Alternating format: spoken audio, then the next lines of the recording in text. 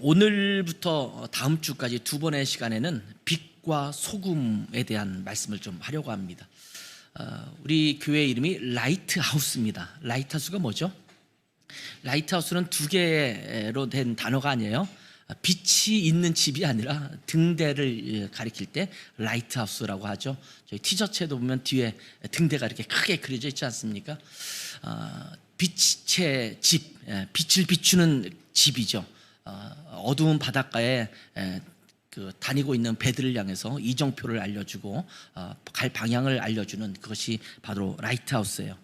그렇기 때문에 라이트하우스라는 교회 이름에 걸맞게 빛이 무엇인가에 대한 것도 좀 살펴보는 것도 필요하겠다라는 생각이 들었어요. 그래서 예레미야서는 잠깐 멈추고 굵직한 것은 제가 몇 번 나눴기 때문에 오늘과 다음 주는 빛과 소금에 대한 얘기를 함께 나누려고 합니다. 여러분, 요즘 여러분에게 좀 인기 있는, 여러분이 좋아하는 그런 사람이 있다면 누구일까요? 운동선수여도 좋고 탤런트나 배우여도 좋고 뭐 가수여도 좋고 그런데 여러분은 혹시 어떤 누구를 좋아합니까? 어떤 사람 사진을 보여주면 깍 하고 소리 질 만한 그런 사람이 누구이십니까? 축구 선수들이 요즘 이제 난리죠. 손흥민 선수가 한참 떴었는데 요즘은 이제 김민재, 이강인 두 사람 소식이 아주 그냥 축구계에서는, 우리나라 축구계에서는 굉장히 소문이 많이 나고 있는 것 같아요. 골프를 좋아하는 사람들이 있으신지 모르지만 우리가 아는 골프 선수는 타이거 우즈나 아니면 박세리, 그러니까 옛날 사람 이렇게 돼요. 그런 사람들이 아니라 제가 찾아보니까 로리 맥킬로이, 스코티 셰플러 이런 사람 여러분 잘 모르시죠? 골프를 좋아하시는 분은 아마 알 것 같아요. 이게 승열이 아빠 같은 분은 아마 이런 분들의 이름을 금방 알 수 있을 것 같아요. 골프를 조금 치시는 분은 어떤 사람을 좋아하는가? 최경주라든지, 최경주 집사님은 신앙도 아주 좋으신 집사님이신데 이런 분들은 이제 골퍼로서 유명하지 않습니까? 골프를 치는 분들은 이런 사람들을 떠올리면서 그분들처럼 내가 골프를 치고 싶다 이런 생각을 하기도 합니다. 요즘 젊은이들에게 인기 있는 가수들이 누굴까요? 우리 교회는 젊은 사람 그래 있잖아요. 누굴까요? 블랙핑크. 또? 누구?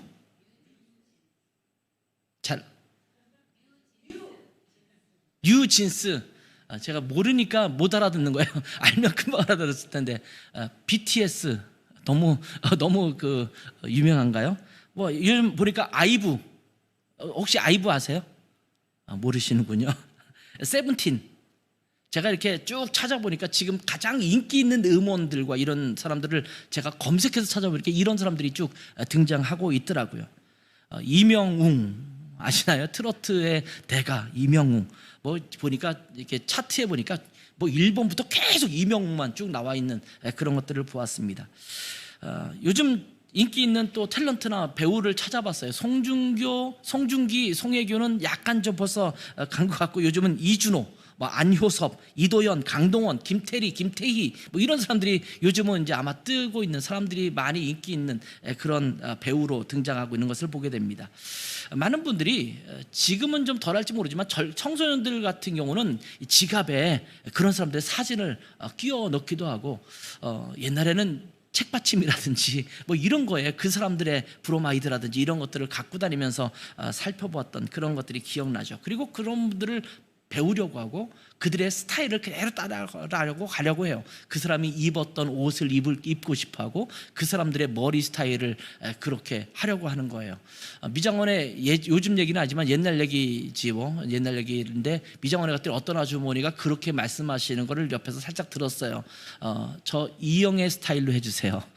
근데 제가 이렇게 한식기 보고 씩 웃었어요. 왜 웃었는지 말씀 안 드리겠습니다. 씩 웃고 이영의 스타일 이렇게 누군가 그분의 스타일을 내가 하면 내가 그런 모습처럼 될 것처럼 느껴지잖아요. 옷 같은 것들을 광고할 때도 보면 멋있는 사람이 딱 입고 나오면 정말 멋있잖아요. 그 옷을 사서 제가 입었는데 왜 이렇게 그 멋이 안 나오는지 제 체형에는 전혀 그것이 어울리지 않는 이 모델이 참 중요한 것 같아요. 그럼에도 불구하고 그런 것들을 장착하려고 하고 머리 스타일을 만들려고 하면서 부지런히 그 사람을 따라가려고 하는 것을 보게 됩니다. 옛날에는요, 어린이들이나 청소년들에게 가장 존경하는 사람이 누구냐? 이렇게 물으면요, 지금 여기 50대, 60대 되신 그 이상에 되신 분들이 어렸을 때 누구를 가장 존경하느냐? 그러면 누구를 이야기했을까요? 예? 김구, 김구, 뭐 이순신, 뭐 이런 그 영웅들의 이름을 이야기를 했습니다. 근데 요즘 젊은이들에게 누구를 존경하느냐 이렇게 말하면 대부분이 운동선수나 가수나 뭐 탤런트라든지 이런 사람들의 이름을 대지, 지금 우리가 역사 속에 나왔던 그 영웅의 이름을 대는 사람들은 거의 없습니다. 그러면서 존경하는 사람이 누구냐, 그냥 겉으로 보이는 그런 사람들만 들고 있는 거예요. 어떤 의미에서 본다면 이 시대에 우리가 정말 진짜 존경해야 할 만한 사람을 찾기가 어려운 시대가 아닌가, 이런 생각이 듭니다.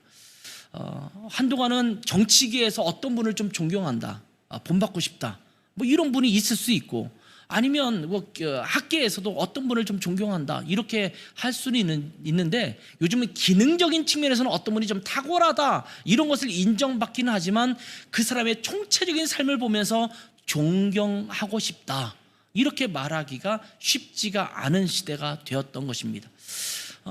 옛날에는 존경하는 사람들의 그 목록에 목사님들의 이름도 있었는데, 요즘은 점점 목사님들의 이름도 그 존경하는 사람의 리스트에서 점점 사라지고 있는 것이 안타까운 현실인 것 같습니다.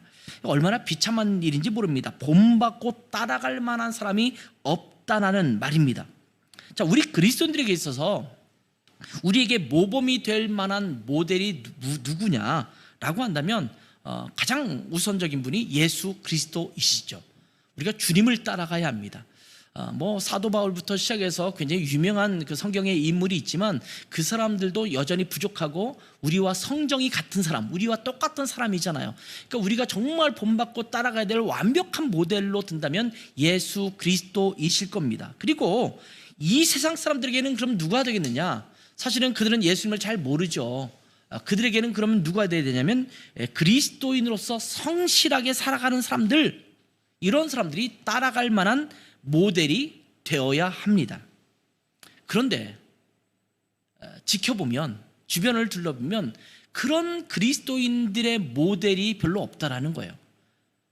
예수님을 안 믿는 사람이 봐도 저 사람 같은 사람이면 우리가 존경할 만한 성자처럼 그렇게 여길 만한 분이다 라고 할 만한 분들이 기독교계에 많지 않다라는 겁니다. 여러분, 크리스찬 국회의원이나 또 크리스찬 기업가들 중에서 그러한 사람을 좀 꼽아보라 라고 말하면 쉽게 꼽지 못합니다. 저희가 몰라서 그러기도 할 수도 있겠지만, 우리가 좀 웬만한 유명한 사람들 중에서 우리가 꼽아보려고 하면 그 중에서 뭐 국회의원이나 뭐 기업까지 되지 않더라도 예를 들면 뭐 배우나 뭐 탤런트나 가수 중에서도 크리스찬들이 있잖아요. 그런 사람들을 일컬어 보았을 때 누구를 존경할 것인가 라고 생각하면 그렇게 마땅치 않은 것이 지금의 시대가 아닌가, 이런 생각이 들어요. 아마 세상이 더욱 악해지고 부패하고 타락했기 때문에 이러한 세상 속에서의 그리스도인의 거룩함과 온전함을 유지하기가 점점 어려워지고 있지 않은가, 이런 생각을 하게 됩니다. 사회에서 교회의 역할을 말할 때 가장 즐겨 사용하는 단어 중에 하나가 있다면 빛과 소금이라는 단어일 겁니다. 그래서 기독교 학교나 또 기독교 재단에서는 이 빛과 소금에 대한 이야기를 일컬어서 빗대서 이름을 정하는 경우도 많아요. 제가 고등학교 다닐 때는 염광여상이라는 염광여자상옥고등학교가 있었어요. 근데 지금은 이름이 바뀌었더라고요. 찾아보니까 염광여상이라는 학교는 없어지고 염광여자 메디텍 고등학교. 요즘은 학교 이름이 어려워요. 메디아를 줄여서 메디. 테크노 해서 테크에서 메디텍이라는 이름으로 바뀌었더라고요. 아무튼 이 염광이라는 것이 소금 염자에다 빛광자를 쓴 것 아닙니까? 염광교회라는 교회도 참 많아요. 그리고 요즘은 이제 풀어서 그것을 빛과 소금 교회 또는 소금과 빛의 교회, 뭐 이런 교회 이름들도 많습니다. 두란노에서 나오는 기독교 신앙 잡지가, 유명한 잡지 중에 하나가 빛과 소금이라는 잡지이죠. 그만큼 우리 그리스도인들에게 빛과 소금이라는 단어는 굉장히 많이 사용되고 있고, 사람들도 교회를 향해서 또 성도들을 향해서 너희는 빛과 소금의 역할을 해야지 라고 질책하기도 하고 기대하기도 하는 그런 단어이기도 합니다. 그래서 교회에서 누군가가 대표 기도를 한다고 한다면 빛과 소금이라는 말이 굉장히 자주 등장해요. 하나님, 우리가 빛과 소금의 역할을 잘 감당하게 해주세요. 이런 기도를 많이 한단 말이죠. 오늘 성경 본문에서 보면 우리를 일컬어서 뭐라고 말하고 있냐면 빛이다 이렇게 말하고 있습니다. 14절을 같이 한번 다시 읽어볼게요. 14절 같이 읽습니다. 시작. 너희는 세상의 빛이라. 산 위에 있는 동네가 숨겨지지 못할 것이요. 자, 여기에 보면 제자들에게 예수님께서 하시는 말씀이에요. 너희는 세상의 빛이 되어라 이렇게 말씀하시지 않고 뭐라고 말씀하세요? 너희는 세상의 빛이라 이렇게 말씀하세요. 지금 아직은 빛이 아니야, 그러니까 너희가 빛이 되어야 해 이렇게 말하는 게 아닙니다. 너희는 이미 세상의 빛이야, 빛이어야 해, 이 말씀을 지금 해주시고 있는 것입니다. 그렇다면 우리 그리스도인이 하나님의 백성이고 또 그리스도의 제자가 된 우리들은 어떤 존재입니까? 빛된 존재입니다. 그렇다면 세상에서 어떤 삶을 살아야 되느냐? 빛된 삶을 살아야 합니다. 그것은 우리의 정체성이에요. 그 당연함입니다. 그러니까 우리가 빛이 되어야지 이렇게 애쓰지 않아도 돼요. 이미 우리는 하나님이 빛이라고 말씀하고 있는 것입니다.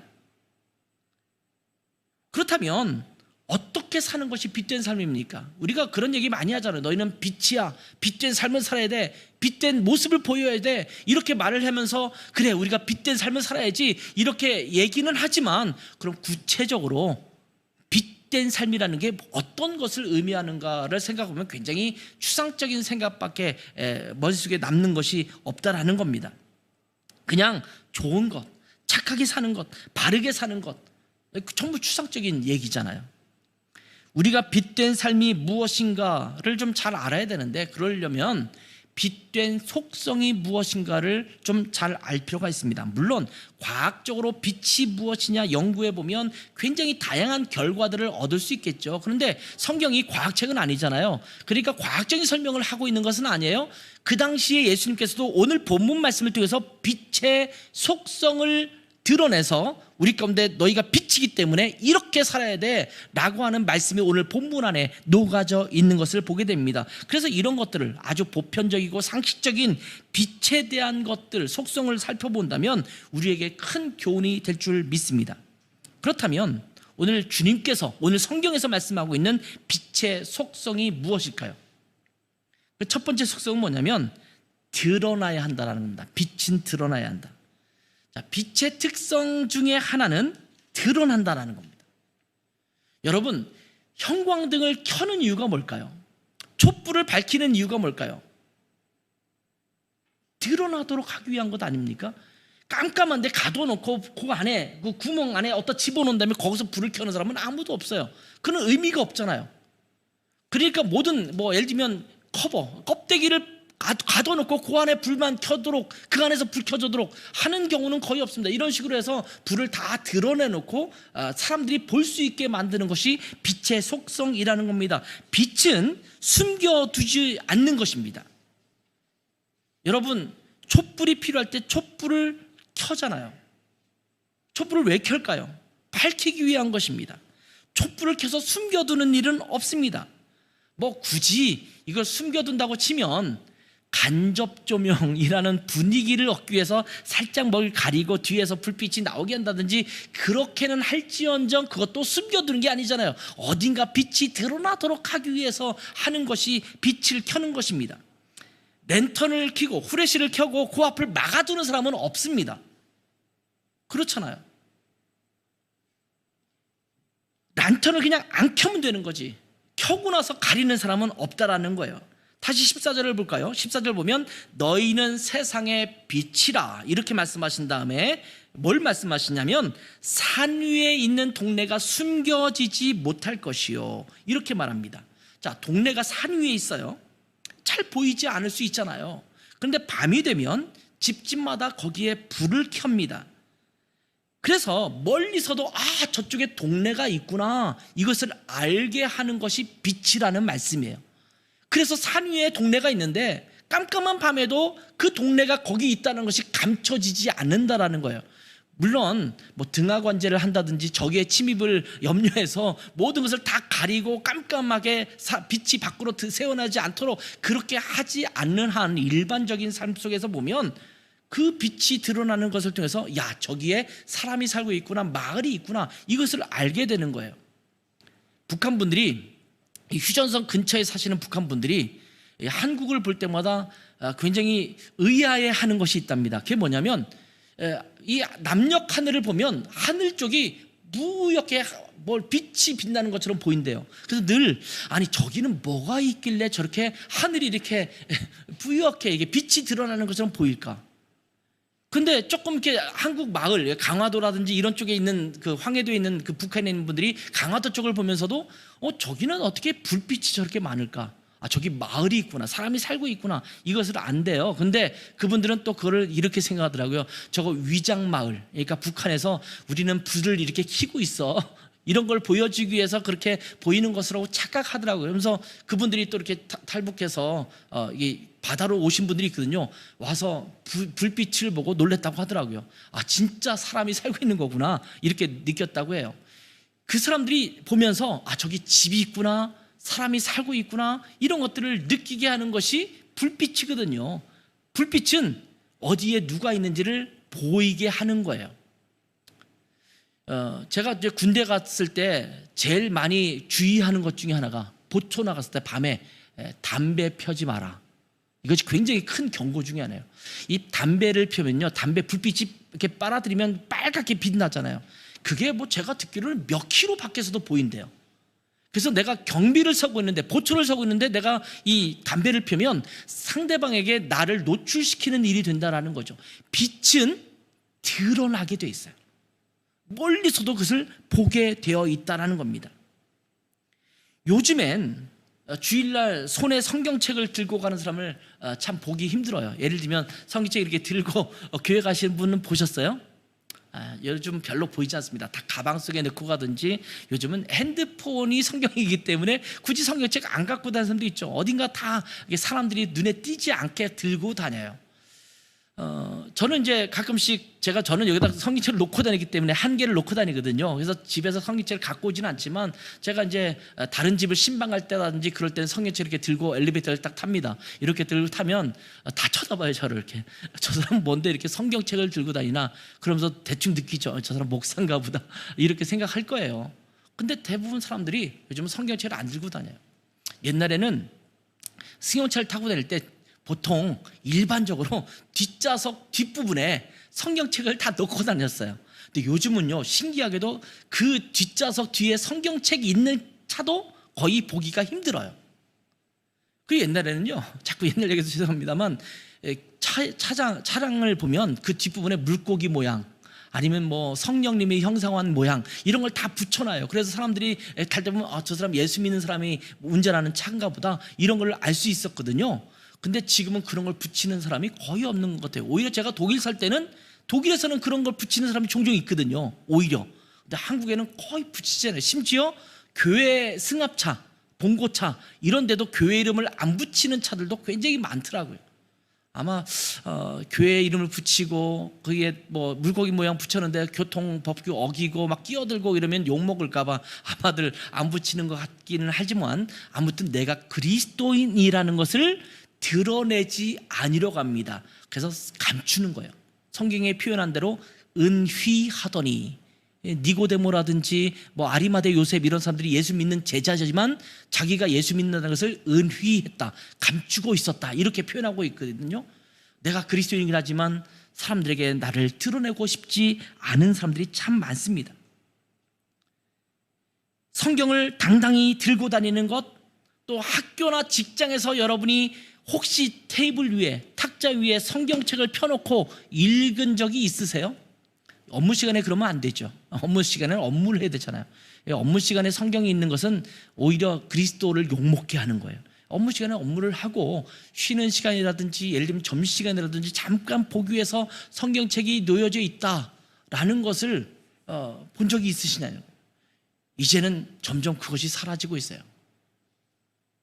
어저께 집회 때 제가 고등부 때, 그 친구의 고등부 때 가르쳤던 학생, 이제는 30, 40대 중반이 된 아주머니가 되는데 교회를 왔었어요. 어저께 왔었는데 그 오빠가 또 있어요. 그 오빠는 LG에 다니는데 LG에서 신우회처럼 예수 믿는 사람들 모이고 이런 것들을 하는데 엄청나게 핍박을 받고 있다는 얘기를 어제 들었어요. 그렇게 교회, 직장에서 자기 업무 시간이 아니라 그냥 쉬는 시간에 이런 걸 모이는데도 직장 상사가 그걸 힘들게 하고, 또 주변 동료가 너 왜 자꾸 그런 짓을 교회에서 하느냐, 직장에서 하느냐 이러면서 많이 핍박이 심해서 어렵다라고 얘기를 들었어요. 지금은요, 그렇게 내 자신이 그리스도인이라는 것을 드러내는 것이 쉽지가 않습니다. 식당에서 당당하게 여러분 기도하십니까? 저랑 제 아내는 식당에 가서 밥을 먹을 때 여전히 저희는 돌아가면서 기도하거든요. 둘만 살아도 오늘은 내가 했으면 점심에는 당신이 하시고, 이렇게 돌아가면서 해요. 식당 가서 똑같이 동일한 루틴을 갖고 있어요. 식당 가면 누가 기도할 차례지? 그러면서 기도를 해요. 각자 기도가 아니라 소리내서 기도하면 주변 분들이 저 부부는 금슬이 안 좋아 보이는 것 같은 느낌이 드는데도 기도할 때 서로 이렇게 기도하면서 먹는 걸 보면서 신기해할 거예요. 청소년들이 식당에 가서 같이 학식을 먹으면서 기도하지 않습니다. 제가 농담처럼 많이 하겠지만 정말 신앙이 있고 기도하고 싶은 사람은 얼굴 한번 휩쓴다고 그랬잖아요. 예수님 감사합니다, 잘 먹겠습니다 이러면서 기도한대요. 남에게 보이기는 싫고 기도는 해야 되겠고, 그러니까 얼굴 한번 쓰다듬으면서 하는 것이 기도라, 이야기하는 이야기를 들었습니다. 그러니 전도하기는 더 어렵죠. 직장에서 회식 자리나 술자리에 갔을 때 나는 예수님 믿기 때문에 내가 술을 하지 않겠습니다 라고 거절하는 게 쉽지 않다라고 이야기합니다. 우리가 그리스도인으로서 내가 이런 삶의 가치를 가지고 이런 삶의 루틴을 가지고 살아가는 사람입니다 라는 것을 당당히 밝히지 못한 것이 오늘날 우리 그리스도인의 모습이 아닌가, 이런 생각이 들어요. 여러분, 그리스도인됨을 떳떳이 밝히고 사는 삶이 우리 가운데 필요합니다. 왜? 우리는 빛이기 때문이에요. 왜 감추고 살아가느냐? 그 이유를 곰곰이 생각해 보세요. 감추는 이유는 딱 한 가지예요. 내가 그리스도인이라는 것을 드러냈을 때 그리스도를 욕먹게 할 수 있다라는 생각이 들으면 감추는 거예요. 내가 직장에서 성실하지 않고 내 삶의 모습이나 성품이나 성깔이 좋지 않아서 내가 예수 믿는다는 것을 얘기하면 사람들이 야, 너도 예수 믿니? 이렇게 말할까 봐. 어제 홍 목사님 그런 말씀 하시더라고요. 예수 믿는다고 하니까 그래서 그랬구나. 요즘은 하도 그리스도인들이 엉망으로 사니까 그래, 네가 엉망으로 사는 거 보니까 너 진짜 그리스도인이었나 보다, 이렇게 말한다라는 농담처럼 얘기했는데 슬픈 사실이잖아요. 드러내지 않는 거예요. 감추는 거예요. 내가 그리스도라는 것을 드러내는 것이 좋지 않다라고 생각하는 거예요. 여러분, 우리는 빛입니다. 빛은 산 위에 있는 동네가 숨겨지지 않는 거예요. 그러니까 사람들이 나를 볼 때마다 내가 그리스도인이라는 것을 알아야 되는 것이 우리 그리스도인의 모습이어야 된다는 겁니다. 제가 군대에 있을 때 대대군종이었습니다. 저는 병과가 수송병이었어요. 운전병이었어요. 운전병과 동시에 대대군종을 했어요. 우리는 독립대대거든요. 우리 대대만 딱 있어요. 포병대대이기 때문에 중대를 포대라고 불러요. 저는 대대군종이고 각 포대별로 포대 군종들이 있어요. 근데 국방부에서 어떤 지침이 내려왔냐면, 군종들은 여기에다가 명찰, 이쪽에 명찰 달고 이쪽에다가 군종이라고 쓰고 가운데 십자가를 그려진 그런 패차를 붙이게 되어 있었습니다. 초록색에다가 군종이라고 쓰고 노란색 십자가를 붙이는 거예요. 그 지령이 내려와서 제가 이제 그 당시에 강원도 고성군에서 군대 생활했으니까 속초에 나가서, 시내에 나가서 폐차를 구입해 왔습니다.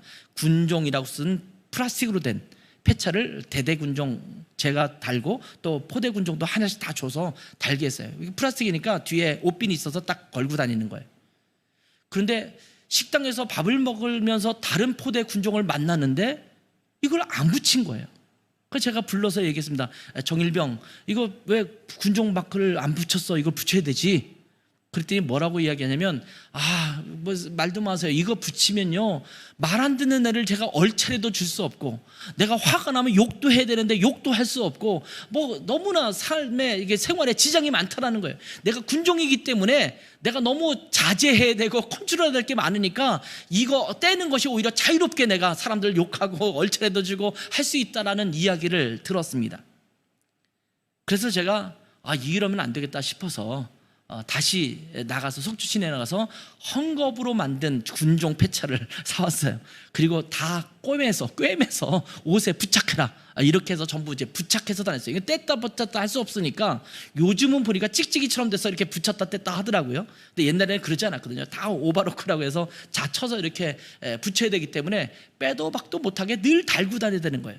그러니까 군종들이 어떻게 하냐면 조심스럽게 살아가요. 새치기도 못해요. 내가 고참인데 식사 먹으면서 고참들은 막 새치기해서 밥을 먹잖아요. 근데 군종 패차를 다르니까 뒤에서 줄 서서 이렇게 밥을 먹어야 되고 모든 것을 모범을 보여야 되는 거예요. 내가 빛으로 드러나니까 내 삶이 스스로 조절이 되는 거예요.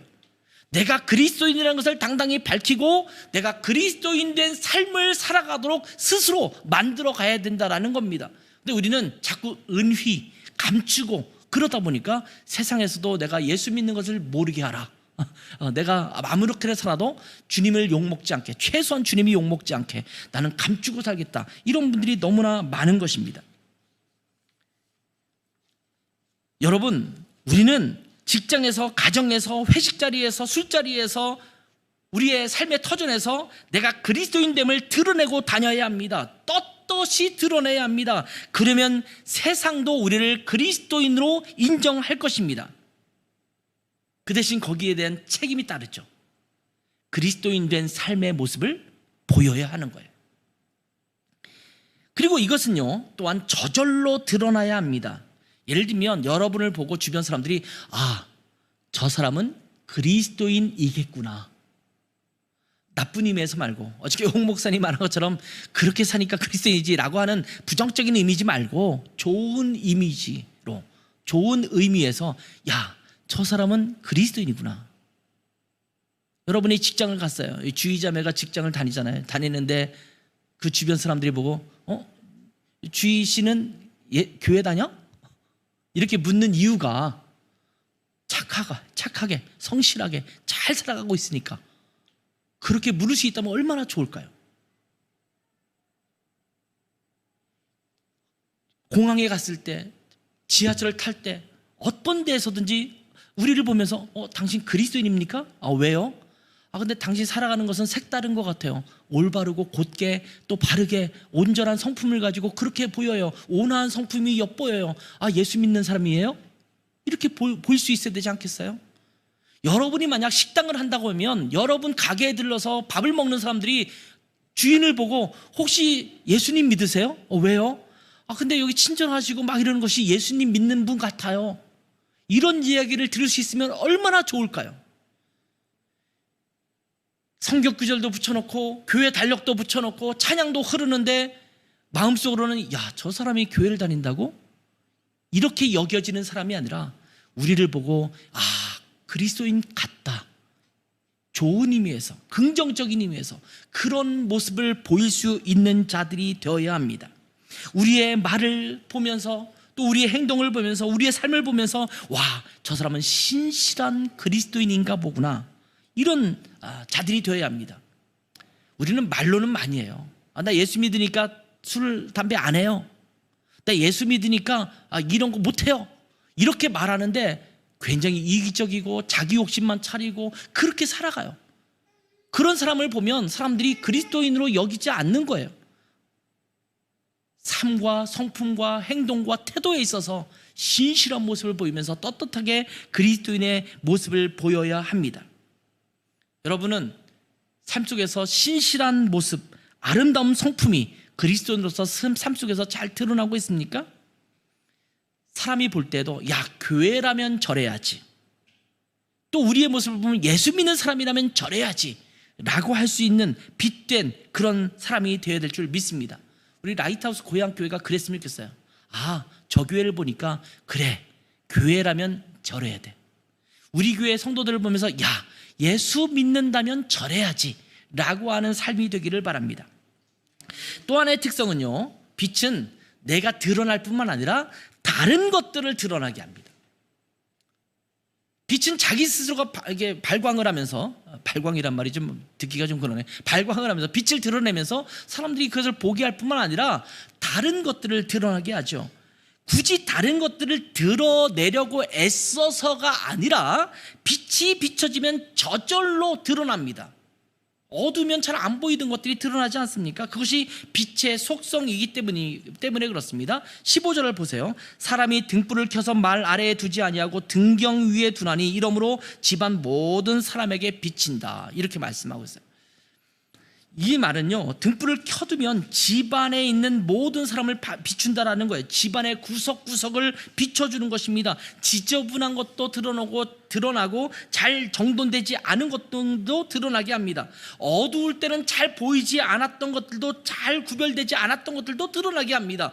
여러분, 안방에서 이불을 활짝 한번 들쳤는데 햇빛이 쫙 들어오잖아요. 그러면 어두웠을 때는 안 보이던 먼지가요, 이렇게 날아다니는 것이 보여요. 빛이 없으면 안 보이던 그것이 보이는 거예요. 여러분, 사람이 안 살면요, 먼지가 쌓일 것 같잖아요. 집에 비교적 먼지가 덜 쌓이는 겁니다. 사람이 살면 그 방 안에서 움직이면 그 방 안에서 먼지가 쌓여요.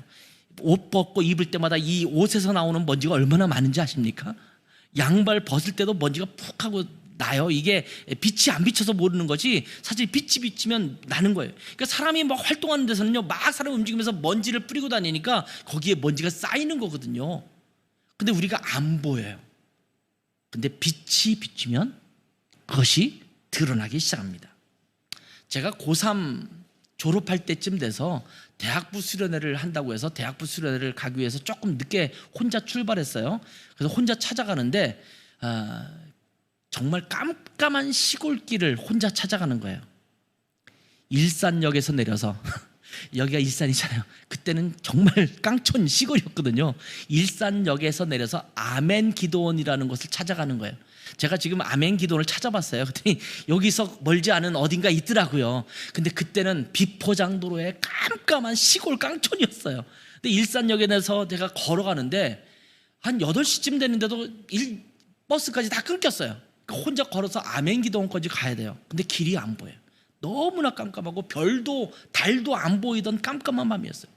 근데 옆에서 차가 한번 싹 지나가면 먼지를 훅 일으키면서 지나가는데 그 차가 지나가면서 불빛을 비추잖아요. 그러면 어느 정도 저기까지 이렇게 길이 있구나, 이것을 보고 또 걷다가 또 한참 있다 버스 차 한 대 지나가면 그 차의 불빛을 보고 또 가고, 그래서 옆에 졸졸졸졸 귀 속에 지금 옆에는 뭐가 조금 실개천 같은 게 흐르고 있구나, 이런 것을 느끼면서 제가 수련회장을 찾아갔던 그런 기억이 나요. 지금까지도 저는 그 기억이 잊혀지지 않아요. 깜깜한 밤에 빛이 살짝 비치면 길을 한번 살짝 보고 그 다음에 또 계속 가다가 그 다음에 또 자동차가 지나가면 그 빛으로 갔던 그 기억이 납니다. 제가 그 길을 갈 수 있었던 이유, 가끔씩 지나가던 자동차의 불빛이었다는 겁니다. 빛이 한번 비치니까 옆에 나무가 있는지 풀이 있는지 길이 있는지 확 비치고 가더라고요. 안 보이던 것이 눈에 확 보이는 거예요. 여러분, 빛은요, 세상에서 옳고 그른 것들을 드러나게 합니다. 논쟁이나 또 냉정함을 통해서 옳고 그른 것을 드러내게 하는 것이 아닙니다. 억지로 빛을 드러내려고 해서 드러나는 것이 아닙니다. 오히려 자연스럽게 옳고 그른 것을 드러나게 합니다. 빛이 비춰지면 그냥 드러나게 되어 있습니다. 일부러 드러내려고 노력하지 않아도 그 빛이 어둠을 거두고 그 옳고 그름이 드러나게 되어 있는 것입니다. 빛은 다른 사람들에게 자연스럽게 비춰졌을 때 그들 자신의 모습을 보게 되는 것입니다. 그래서 그리스도인이 그 자리에 있으면 그들 스스로가 그 그리스도인으로서 말미암아서 사람들이 스스로 깨닫는 거예요. 저 사람을 보니까 나는 지금 잘못 살고 있구나, 내가 엉뚱한 것을 추구하고 있구나, 내가 올바른 것을 바라보며 살아가고 있는 것이 아니구나, 그래 삶을 살려면 사실은 저렇게 살아야 되는데, 이것을 보게 하는 자들이 우리 그리스도인의 모습이어야 됩니다. 여러분, 직장에서 여러분의 삶의 모습이 그들이 직장 생활하는 롤 모델이 되어야 합니다. 신실함이라는 것은 저런 거지. 여러분, 꼼수를 부리고 승승장구하는 것처럼 보이는 사람이 잘 되는 것 같잖아요.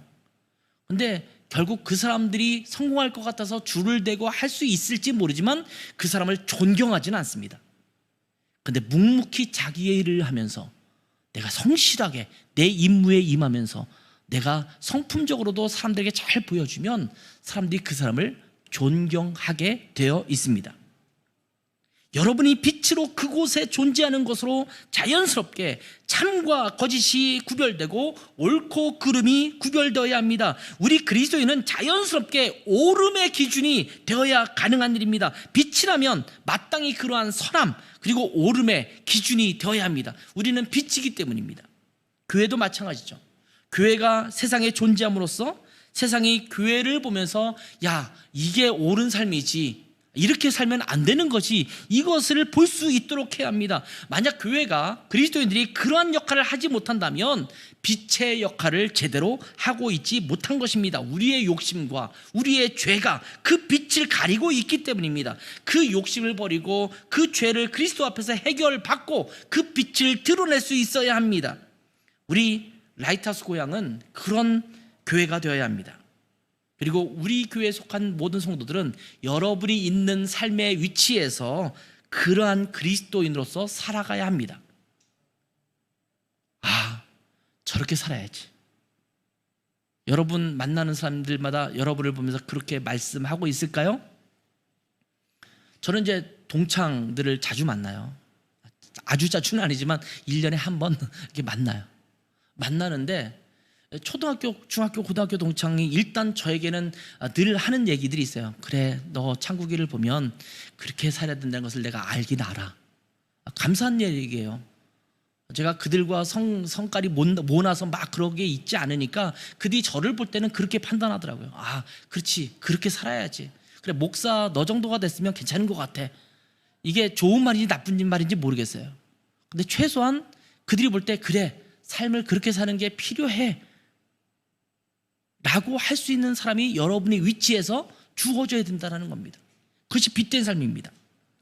그리고 말하기를 너희는 빛이 드러나야 되고 사람들을 비춰야 될 뿐만 아니라 선한 행실을 살아가는 것이 빛이다, 이렇게 말씀하십니다. 빛은 선한 것입니다. 자, 오늘의 성경 본문을 보면 빛에 대한 구체적인 표현 하나가 등장하는데 그게 뭐냐면 착한 행실이라는 표현입니다. 16절을 보세요. 이같이 너희 빛이 사람 앞에 비치게 하여, 그러면서 뭐라고 말했어요? 너희의 착한 행실을 보고 하늘에 계신 너희 아버지께 영광을 돌리게 하라. 그 빛에 대한 이야기를 해주면서 너희의 착한 행실을 보여주는 것, 이것이 빛을 비추는 것과 동일시 여기고 있는 것을 보게 되죠. 여기서 말하는 선한 것이라는 것은 뭐냐면 하나님이 원하시는 것입니다. 세상 가치 기준에 의해서가 아니라 하나님의 기준에 의한 선한 것을 말하는 것입니다. 세상의 기준은요, 시대에 따라 변합니다. 문화에 따라 변합니다. 옛날에는 저속하게 여겼던 것이 이제는 자연스러운 것이 될 수 있습니다. 예전에는 불효였던 것이 이제는 더 이상 불효가 아닌 것도 있습니다. 한국에서는 예의에 어긋나는 것이, 예를 들면 제가 살았던 독일에서는 예의에 어긋나지 않은 일이 될 수 있습니다. 제가 독일 가서 식당 가서 밥을 먹을 때마다 가끔씩 충격적인 것 중에 하나가 뭐냐면 밥을 먹다가 갑자기 휴지를 딱 꺼내서 하고 코를 풀어요. 유럽에 그런 거 보셨죠? 체코도 그렇죠.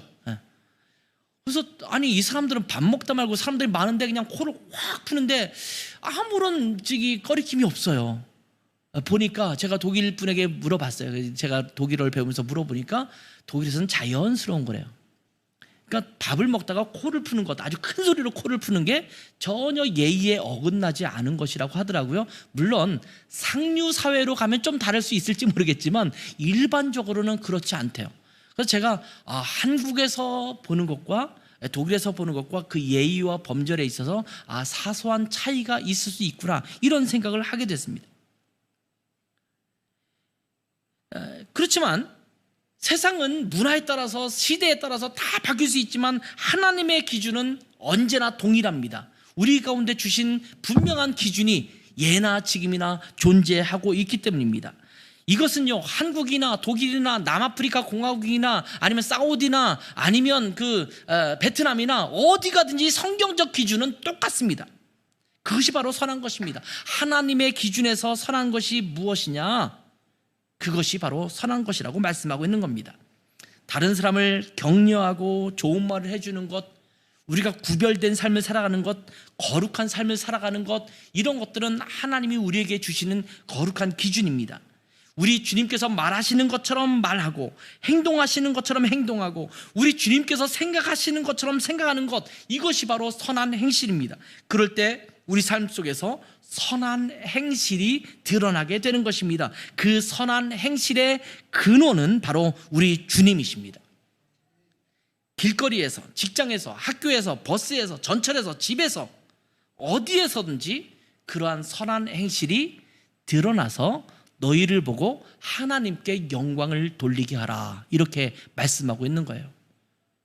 요즘 하도 교회가 손가락질을 받고 예수 믿는 사람이 손가락질을 받으니까 참 마음이 아파요. 근데 성경은 우리에게 뭐라고 말하냐면 너희의 행실을 보고 어떻게 하라고요? 하나님께 영광을 돌리게 하라. 그게 바로 빛된 삶이다, 이렇게 말씀해 주고 있는 것입니다. 우리에게 그런 삶을 살도록 노력해라, 이렇게 말씀하잖아요. 너희는 이미 빛이다. 그러니까 그 빛을 드러내는 삶을 살아야 된다. 이것이 너의 정체성이다 라고 말합니다. 우리는 빛입니다. 그렇기 때문에 우리는 교회에서나 우리가 속한 사회 속에서나 오늘날에 살아가는 수많은 사람들에게 우리는 지표가 되어야 합니다. 모델이 되어야 합니다. 그렇지 못한 것이 부끄러운 시대 아닙니까? 부끄러우니까 그런가 보다 라고 끝날 게 아니라, 어제도 홍민기 목사님 말씀했잖아요. 그렇게 생각할 게 아니라 내가 그런 사람이 되어야 되는 거예요. 내가 모델이 되는 거예요. 내가 빛이 되는 거예요. 부흥은 내 안에서 시작한다고 했잖아요. 내가 그런 삶을 살아야 교회가 하나님 앞에 영광 돌릴 수 있는 교회가 되는 거고, 여러분의 삶이 하나님 앞에 영광 돌릴 수 있는 삶이 될 줄 믿습니다. 저는요, 우리 라이트하우스 고향교회가 모든 교회가 바라보는 모델이 되기를 소망합니다. 가끔씩 전화가 와요. 목사님들 중에서, 목사님 한번 만나요. 왜요? 좀 이렇게 조언을 얻고 싶어요. 뭔 조언이요? 제가 교회를 개척하려고 하는데 목사님이 하는 교회 개척 사역이 제 모델이에요. 제가 저를 뭘 언제 봤다고 모델이에요, 농담처럼 얘기를 해요. 근데 많은 분들이 얘기하면서 그런 교회를 좀 세우고 싶어요. 근데 젊은 목사님들이나 이런 분 중에서 정말 좋은 교회, 뭐 세상에 있는 교회가 다 나쁘다는 게 아니라 정말 바르게 정말 그렇게 갈 수 있는 교회, 그런 교회를 세우고 싶다라는 생각을 갖고 있는 분들이 많아요. 그러면서 라이트하우스 고향교회처럼 저희도 그렇게 만들어 가고 싶어요. 우리 교회가 뭘 보여준 건 없잖아요. 사실은 뭘 하는 일도 없잖아요. 약하고 부족한 교회니까. 그럼에도 불구하고 그러한 첫 출발을 그런 식으로 하고 싶어요, 이런 얘기를 하더라고요. 근데 저는 그런 소망이 생겼어요. 우리 라이트하우스 고향교회가 그런 모델이 되는 교회가 되면 좋겠다.